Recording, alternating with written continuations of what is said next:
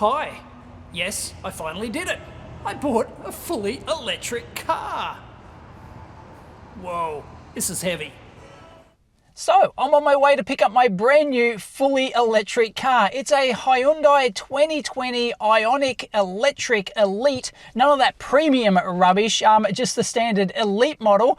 And it is, yeah, a brand new 2020 model. So, how did I actually come to buy a brand new fully electric car? I've been talking about it for like 5 years or something like that, getting an electric car. And like, I didn't expect that I'd buy a brand new fully electric car. I thought I'd buy like a second-hand Leaf or something like that. And actually over the years, I've been, umming and ahhing and chatting on the forums about buying a fully electric Leaf, Nissan LEAF that is, car. And I've even like test driven a couple. I've been set up like watch things and looked at them, and it's like, oh, second-hand electric car, unless it's like a couple of years old, is a little bit of a ticking time bomb, especially the Nissan LEAF, actually, because it doesn't use a liquid-cooled battery pack. So LEAF came in 2011, 2012, so there's lots of like 2012 to like the affordable ones, about like under 20,000 Australian dollars. None of this US rubbish in this video, all Australian dollars. You're looking at like, maybe a 2014 LEAF or something like that. And those old LEAFs with their 24 kilowatt hour pack didn't really have that great a range. Like, even when it was brand new, we're talking like 120 kilometers tops or something like that. It basically doesn't even get me up to the Blue Mountains, let alone get me back. So it's, it's pretty hopeless. And of course, the battery pack drops with age, of course, and it's not a liquid cooled one. So there's lots of reports of old LEAF batteries, just like losing like, 30-40% of their capacity. So like, you buy a secondhand LEAF and it might get like 80 kilometers, 90 kilometers range if you're lucky like that, and it's not that practical. So you can get like larger battery pack ones, but they're either like Asian import ones, like directly from Japan. Anyway, why did I want and get an electric car to begin with? Well, A, they're cool, and B, people love my solar videos and things like that, and everyone's been wanting me to get an electric car so I can do videos on it and stuff like that. So that's why I've been looking for one for like 5 years, but I'm a bit of a tight ass and I've just been umming and ahhing for way too long. So pretty much in the end, I decided to get this brand new one because, believe it or not, I'm sitting in my 2014 Toyota Corolla. It's pretty beat up. I've got kids. It's been canyoning a lot. So I wasn't going to get a particularly good price selling this privately, but I was able to get an absolutely brilliant trade-in price on this, which made a brand new, well, it was part of the reason what made a brand new electric car affordable. And if you believe it or not, I effectively, maybe, depending on how you look at it, I effectively swapped my 2014 Toyota Corolla, which I bought used at the time. I effectively swapped it for a brand new 2020 Hyundai IONIQ Elite fully electric car. So ordinarily, a fully electric car, very expensive here in Australia, like pretty much the cheapest one you can get, like, around about $50,000. The Hyundai IONIQ Elite, which I've just bought, is basically a ticket price of like $53,500 or $800 or something, but that's drive away price. There's all sorts of, there's GST, goods and services tax, there's dealer delivery charges, there's stamp duty, there's all sorts of stuff, and as well as the Australia tax for getting a car here in Australia, because we have to import it. We're on the other side of the planet, right? It costs money to import them into Australia, and there's absolutely no government tax incentives in this country for buying electric vehicles, unlike other countries. That's why, Dave, why don't you buy a Tesla? Why don't you get the new Model 3? It's cheap. Yeah, it might be cheap in California. It's not cheap here. I've done a video on why Teslas are so expensive here in Australia, and showing, A, we don't have any tax breaks for it, any government, federal or state government tax breaks for it. There's a little bit of knocks off your registration or something, but you save like $100 or something. It's like there's essentially no tax breaks at all for buying electric vehicles here in Australia. And because of that, like basically an electric car in Australia, $50,000 Australian dollars or over, is classified as, a reasonably expensive, I'm not going to say luxury car. A Tesla Model 3 at 80,000 Australian dollars drive away almost is a luxury car here in Australia. We actually have a luxury car tax. If you want a Model S, for example, that comes in at about 150,000 Australian dollars, depending on what the current exchange rate and all sorts of things is. Like, even the base model Tesla Model 3 is like $80,000 here in Australia, drive away. And if you want like a red one, oh, that's an extra $4,000. Thank you very much. And this is why electric vehicles aren't very popular in Australia. I don't know how many sell each year, but it's not that many. Teslas, yeah, they sell to the well-off and things like that. And I'm a bit of a tight ass. Like, there's no way I was going to pay $50,000 for a brand new car. I've never paid anywhere near that in my entire life. Most of my cars, this 2014 Corolla I've got now, I bought that used from the dealer, and it wasn't a new car. And so how did I get to buying this brand new 2020? Well, COVID happened, of course, and the government is offering nothing to do with electric cars. They're offering all this surplus. It's costing, you hear it on the news, it's costing billions of dollars of, cash incentives and things like that. So businesses, small and medium and even relatively large sized businesses are getting various tax grants and things like that. So the money from that combined with the excellent trade-in I got in this car, which I could not have got if I sold this privately, because I searched for this particular year and this particular model, and there were like 8 pages of exactly on the private car sales sites of this car. Like, selling it privately would have been a nightmare. It's all beat up. You can't, And also, because I'm buying it under the business, I can claim it's a business car. I can claim the GST back. So goods and services tax is 10% here in Australia. So right off the bat, there's $5,000 saving. And of course, I was able to negotiate the price way down from the 53.5 ticket price or something. So along with all that, and of course, it's an instant asset tax write-off as well. We've got up to $150,000 until the end of the year when it goes back to zero. Business assets, doesn't matter whether it's a car, whether it's a renovation to your office, or whether it's buying a brand new swanky oscilloscope, doesn't matter what it is, it's an instant asset write-off. You of course don't get that money back, but it reduces your taxable income from that. And at the end of the financial year and end of the BAS quarter, you claim the GST back, you get the instant asset write-off, there's some tax advantage there and other things. And it's been cleared by my accountant. He says, yep, no worries, we can do this. And that's how I ended up with a brand new car.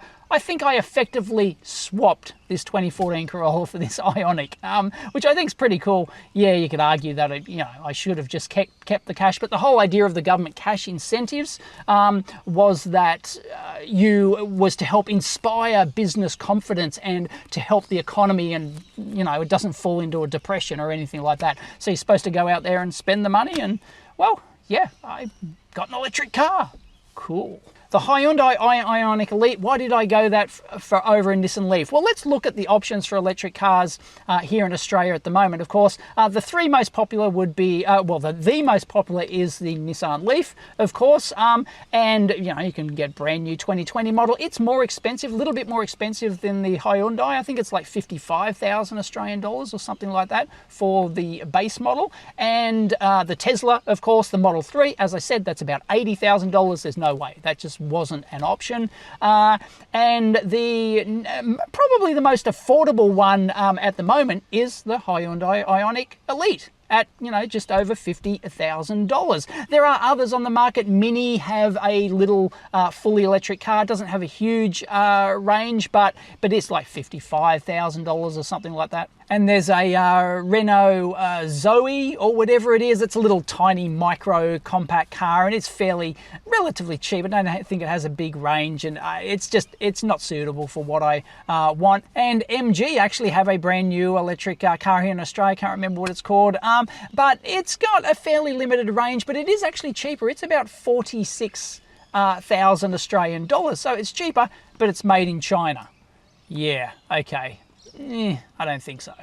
So once I realised that, I can probably make this fully electric car thing happen, and my accountant agreed, then it pretty much came down to the Nissan LEAF and the Hyundai IONIQ. And I went for the IONIQ because pretty much it beats the LEAF in almost every aspect except for pretty much performance. The LEAF has got more Newton meters of torque, it accelerates faster, it's got more punchy performance. So you're after a more sporty EV, then you would go for the LEAF. But the IONIQ has pretty much every aspect of the LEAF beat. It's bigger inside. It's got a slightly bigger boot, which is always handy. It's more electric car-like. The LEAF is more like normal car. The Hyundai IONIQ, and I'll be doing future videos on this, it's got like the flappy paddle regen braking selection. So in theory, you can just hit the flappy paddle and never have to use your brakes. Maybe I'll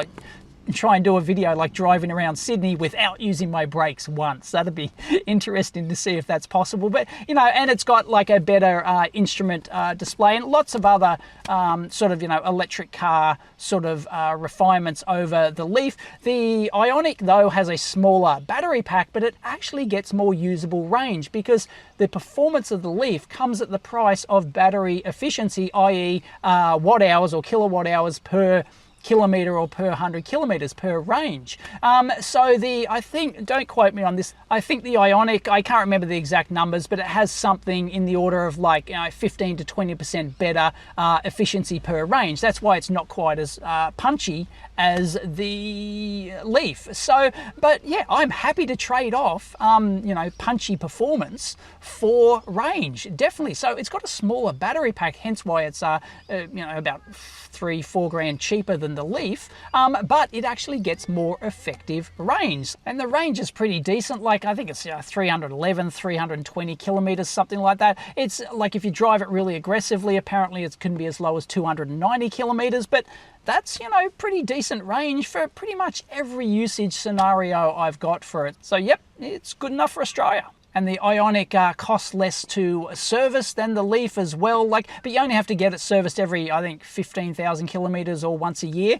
I wouldn't do 15,000 kilometers in a year, so you only have to get it serviced once a year. And both of them are exactly the same in terms of warranty. Both of them have a 5-year car warranty plus an 8-year battery warranty. And that's why I kind of, in the end, just decided you don't have to worry about it for like the next 8 years. Like pretty much 5-year warranty. Nothing goes wrong with modern cars in 5 or 8 years. Oops, my little Sony RX0 Mark II here just overheated and shut off. It's a pretty warm day here today and sitting in the car on the dash. So yeah, but it's got a setting to set it for higher, so it shouldn't hopefully turn off now.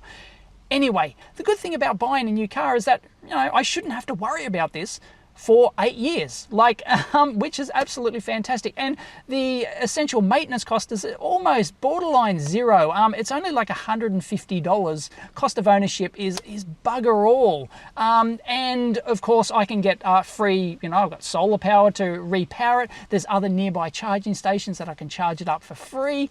And really, I shouldn't have to spend a cent on this thing apart from registration and insurance, pretty much. So that's the advantage over the petrol car. Now, there's, of course, the EVs are like more expensive up front. Of course, the IONIQ is available in a hybrid, a plug-in hybrid, and a fully electric. I went for the fully electric one, and you pay a huge premium for that because of the battery pack. It's about $20,000 more expensive. I think the same one I'm getting in a plug-in hybrid version, you can, you know, it has a regular internal combustion engine plus a battery pack, which might get you, I don't know, 80 kilometers, 50 kilometers range or something like that, but you can plug it in and recharge. So depending on your daily usage scenarios, you can actually get a plug-in hybrid to pretty much never use its internal combustion engine, but I wanted a fully electric car. I didn't want to, you know, if you go in electric, go the whole hog, I reckon. But everyone's needs are different. Like I probably could have got away with most of my usage for a plug-in hybrid with only like 50 kilometers range or something like that. But yeah, nah, fully electric, winner. Now, of course, if you do a lot of miles in your car, so if you're like got a, you know, a taxi or a fleet car that has to do, you know, like tons of kilometers, you know, traveling salesperson or something like that, then yeah, it's like a fully electric car. Like not paying for petrol can actually, not gas, petrol here in Australia, thank you very much, not paying for petrol can be a really big deal. And of course, there's also, buying an electric car is pretty much making a, or, you know, putting your money where your mouth is, making a statement excitement about the future of not only, you know, energy infrastructure, sustainability and things like that, but also like here in Australia, for example, this country has 2 weeks worth of petrol supplies. Like, we basically don't refine here anymore. There's current, like, governments talking about, you know, trying to fix this because they know how big of a problem it is. This whole country has like 2 weeks worth of petrol. So if anything happens in the world and, you know, supply lines are cut, things like that, then yeah, if you've got a petrol car, pretty much screwed. But yeah, with an electric car, well, if you've got solar panels, you can just charge the sucker.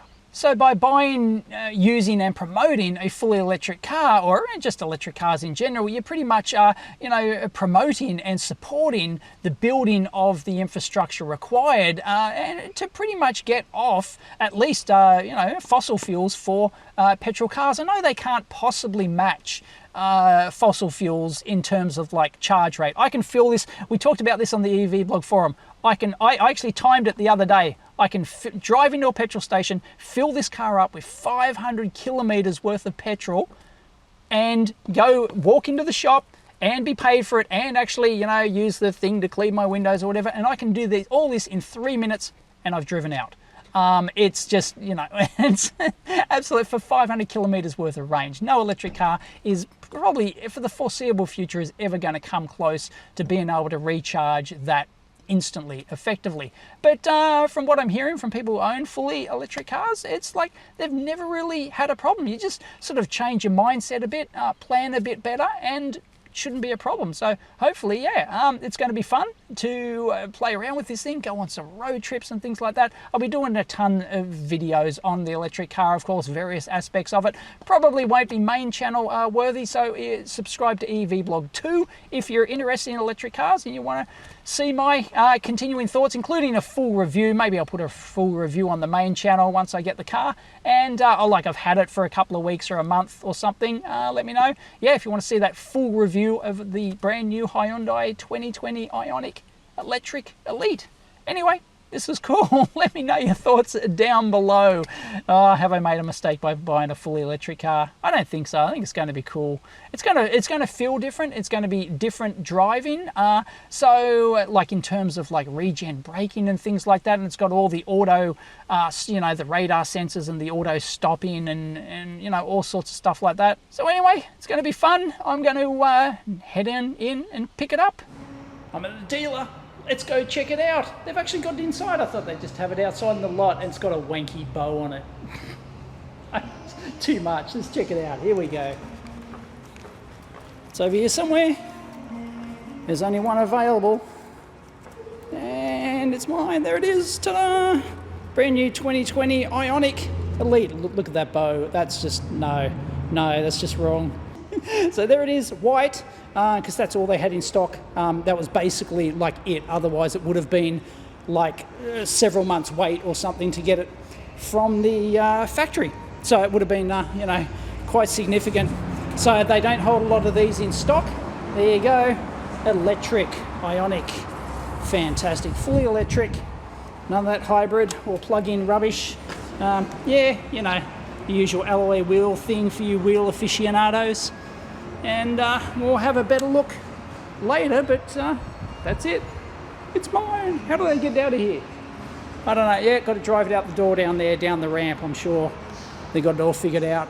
All right, I'm here with Bruce from Pennant Hills Hyundai, and he's going to give us the what do you call it? The spiel? The rundown. The rundown. Let's call it the rundown. The after-purchase rundown before I drive off and, yeah, total the thing. Enjoy the car. All right, let's go. All right, what do we got here? So, the first thing I usually do, we'll show the customer that you are able to lock and unlock the car from this button right here. Okay. So all you need to do is just press that button, car unlocks. Yep. You jump in, you push the start, and away you go. No worries, except we do it on the other side here in Australia for all my Yankee viewers. No, the steering wheel is on the correct side. Trust me, it is. All right, well, let's, I'll hop in the back and you can show us inside. All right, how do we start this thing, Bruce? So, we just put our foot on the brake. Yep. Push the start button. It's that quiet, you just can't tell it's on.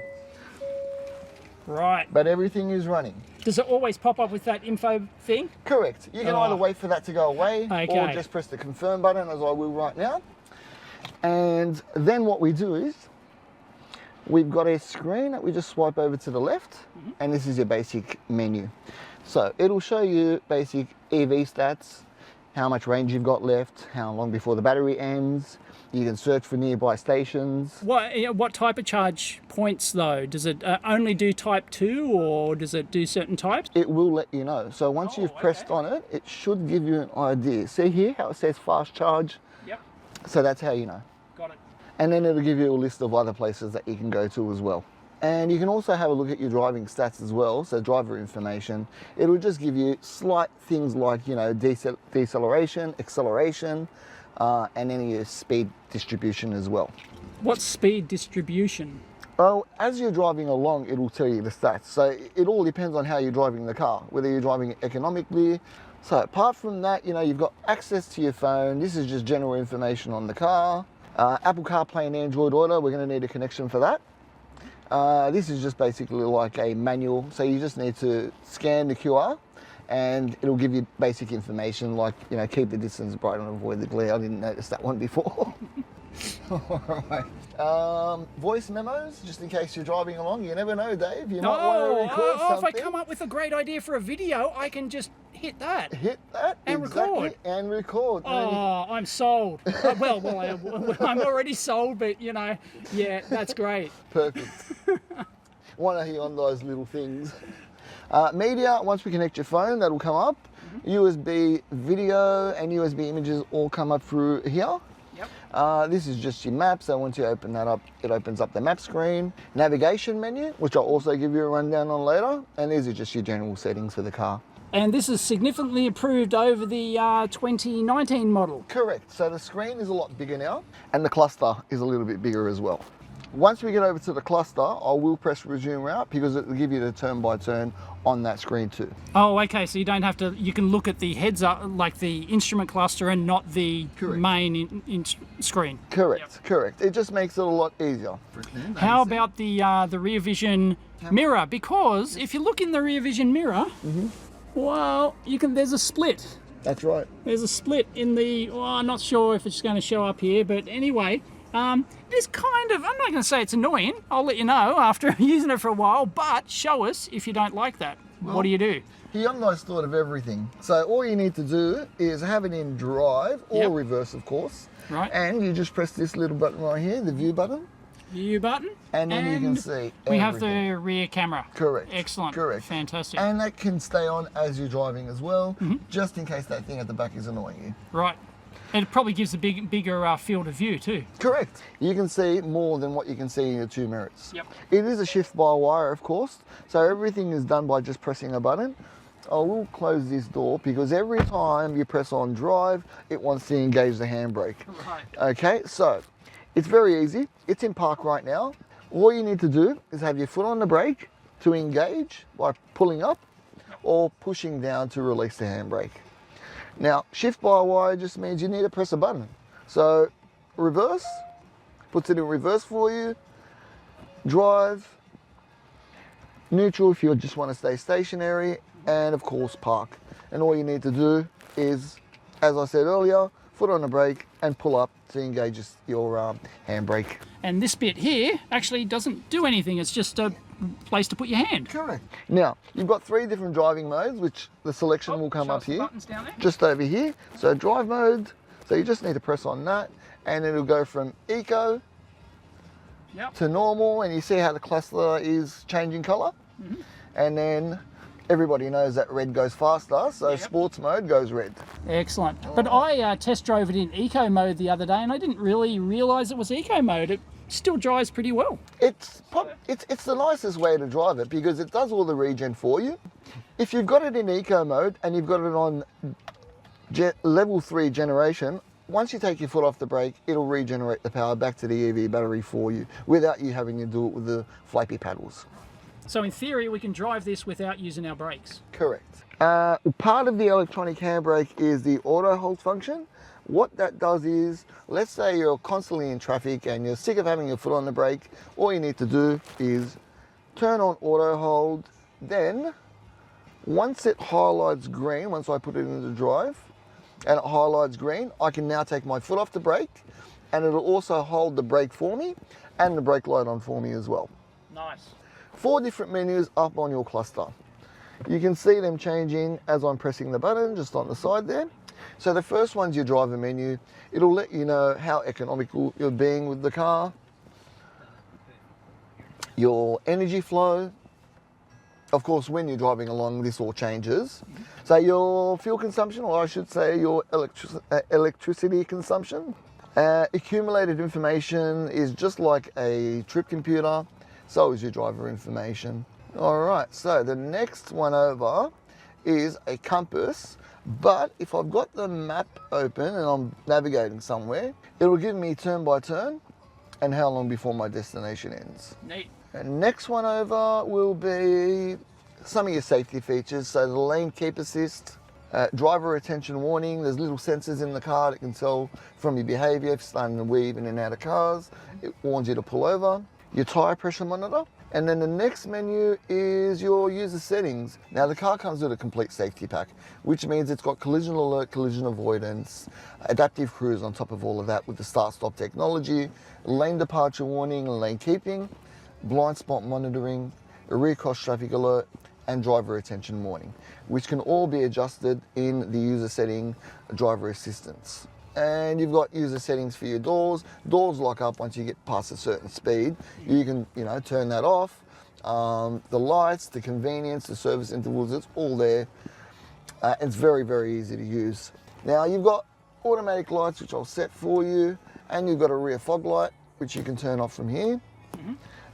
Your wipers are automatic, so I'll set them in auto for you now, so that you don't have to do it ever again. Great.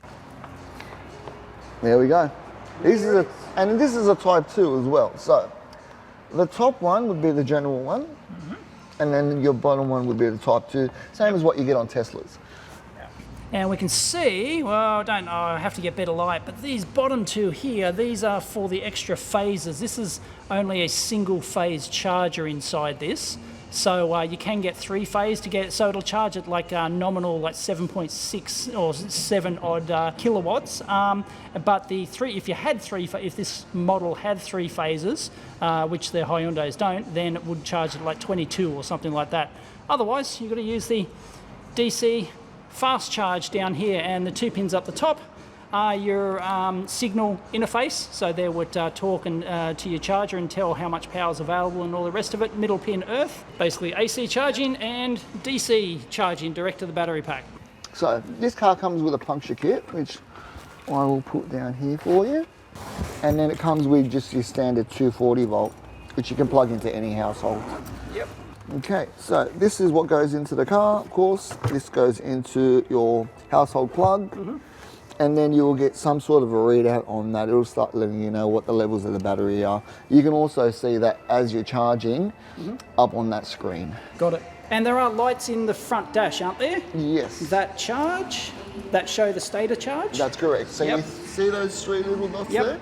That'll let you know where your charge level is. Right. Got it. All right.